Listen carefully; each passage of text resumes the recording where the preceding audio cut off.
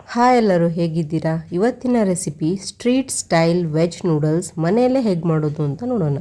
First ಒಂದು ಪಾತ್ರೆಯಲ್ಲಿ ನೀರು ಹಾಕಿ ಅದಕ್ಕೆ ಆಯಿಲ್ 2 ಟೇಬಲ್ ಸ್ಪೂನ್ ಆಯಿಲ್ ಹಾಕಿ ಒಂದು ಸ್ವಲ್ಪ ಉಪ್ಪು ಹಾಕಿ ಬಾಯ್ಲ್ ಆಗಲು ಬಿಡಿ. ಬಾಯ್ಲ್ ಆದಮೇಲೆ ಅದಕ್ಕೆ ಹಕ್ಕ ನೂಡಲ್ಸ್ ಹಾಕಿ ಚೆನ್ನಾಗಿ ಬಾಯ್ಲ್ ಮಾಡಿ.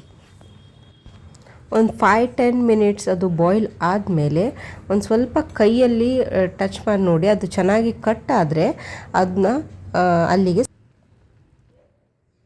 ನೂಡಲ್ಸ್ನ ಸ್ಟ್ರೇನ್ ಮಾಡಾದಮೇಲೆ ಅದಕ್ಕೆ ಒಂದು ಸ್ವಲ್ಪ ಕೋಲ್ಡ್ ವಾಟರ್ ಹಾಕಿ ಅದು ಚೆನ್ನಾಗಿ ಕೂಲಿಂಗ್ ಟೆಂಪ್ರೇಚರಲ್ಲಿ ಬರೋ ಮಟ್ಟ ಅದಕ್ಕೆ ಕೋಲ್ಡ್ ವಾಟರ್ ಹಾಕಿ ಆಮೇಲೆ ಅದನ್ನು ಸೈಡಿಗೆ ತೆಗೆದಿಡಿ.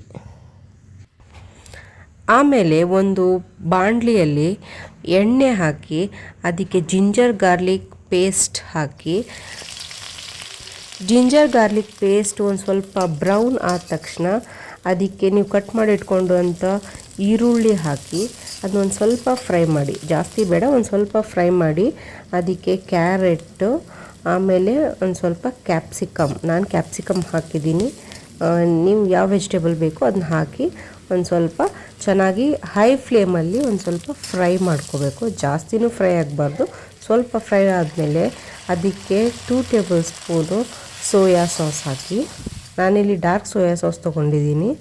ಆಮೇಲೆ 1.5 ಟೇಬಲ್ ಸ್ಪೂನು ವೆನೆಗರ್ ಹಾಕಿ, 2 ಚಮಚ ಟೊಮೆಟೊ ಕೆಚಪ್ ಹಾಕಿ ಒಂದು ಸ್ವಲ್ಪ ಮಿಕ್ಸ್ ಮಾಡ್ಕೊಳ್ಳಿ. ಆಮೇಲೆ ನಾವು ತೆಗೆದಿಟ್ಕೊಂಡಿದ್ದಂಥ ನೂಡಲ್ಸು ಅದಕ್ಕೆ ಹಾಕಿ ಚೆನ್ನಾಗಿ ಮಿಕ್ಸ್ ಮಾಡಿ. ಒಂದು ಸಲ ಮಿಕ್ಸ್ ಆದಮೇಲೆ ಅದಕ್ಕೆ ರುಚಿಗೆ ತಕ್ಕಷ್ಟು ಒಂದು ಸ್ವಲ್ಪ ಉಪ್ಪು ಹಾಕಿ ಆಮೇಲೆ ಬ್ಲ್ಯಾಕ್ ಪೆಪ್ಪರ್ ಪೌಡರ್ ಇರುತ್ತಲ್ಲ ಆ ಪೌಡರನ್ನು ಹಾಕಿ ಚೆನ್ನಾಗಿ ಮಿಕ್ಸ್ ಮಾಡಿ ಅದನ್ನ ಎಲ್ಲದೂ ಚೆನ್ನಾಗಿ ಮಿಕ್ಸ್ ಮಾಡ್ಕೊಳ್ಳಿ.